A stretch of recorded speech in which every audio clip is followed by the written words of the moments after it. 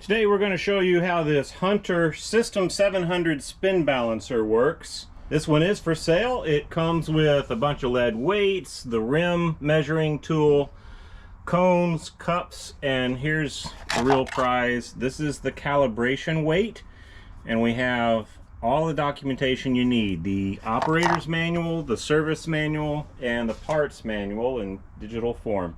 For my purposes as a hobbyist, this thing has really been wonderful to have over the years. I just don't have space for it anymore, so one last time I'm going to balance a set of wheels for my trailer, which this has worked really well for that. I'm also into old cars, so we're always swapping tires around. It's helped me avoid some of the headaches that you can run into dealing with tire shops. I get it, they have a business to run, but sometimes their needs to stay afloat and my needs don't exactly mesh, and so it's just been nice to be able to do some of my own tire work. Let's see this thing in action. It runs on 240 volts. This unit is single phase, which is great. I have it plugged into a dryer outlet right now. You power it up, it goes through a self-test, and once you get all those dots and all the lights everywhere that says that the self-test is all done and everything is ready to go, I have it in dynamic mode. If you really want to dial things in or just want to see with a little bit more accuracy where you stand, you can switch over to override, and it'll tell you, instead of in steps of 1/4 of an ounce, within 1/10 of an ounce. So you can take it as far as you want. It's got those two modes for that if that's what you want to do. This is the wheel we'll be balancing. You need to find a suitable cone for it. That goes on top of the spring here. And then, nice thing about this one is it's horizontal, so it makes it easier to work on the wheel once you have it mounted. That cone, of course, centers the wheel and keeps it in place. This cone holds things down for us.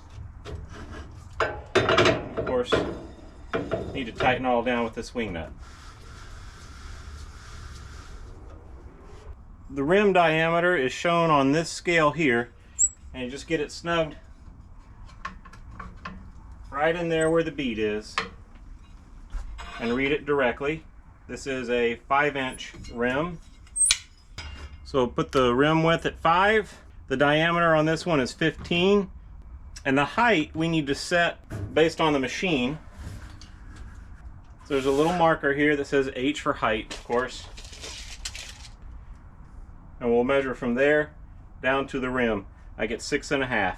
So there's our rim width of 5, rim diameter of 15 inches, and the height measurement is 6.5. We're all set. So we hit the go button. Runs nice and quiet. Don't hear anything rattling around or loose bearings, anything like that, so that's cool. Our readout tells us we need 1/2 of an ounce up on the top of the rim, and it'll show us with these lights where, and then 1.75 ounces on the lower part of the rim. It's not bad. As I rotate the wheel, I'm looking at this mark right back here. It's just right in the middle. And watching, let's go with the top one first. So I'm watching that LED. It says that the place where I need to put the weight is over on that side. And so when I rotate this way, eventually it'll get close right there. Okay, I passed it up, right? So there we're close. There we're spot on, and there I passed it up. So it'll tell you right where you need to be. Not bad for old technology here. I've gone to a tire store and just asked them for their old weights, and they don't always give them to you. Some of them like to scrap them for the lead, but pretty quickly I've been able to find enough anyway. This is a 0.5, an old 0.5 ounce weight. I'll put it right where it says.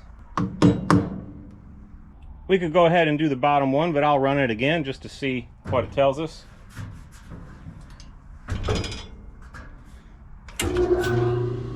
Got to put this hood down. The machine won't run without it. Okay, it likes what we did up here. Now let's finish up with a 1.75 ounce on the bottom. Of course, just telling us it's ready. There's a 1.75 ounce weight. I'll give it the same treatment here. Once again, we'll find the spot where it wants us to put the weight. This one, of course, goes on the bottom.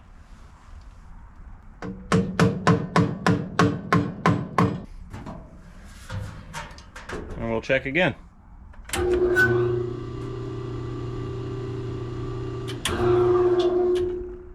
It's being picky with us. What I'm going to do is move this one over a little bit.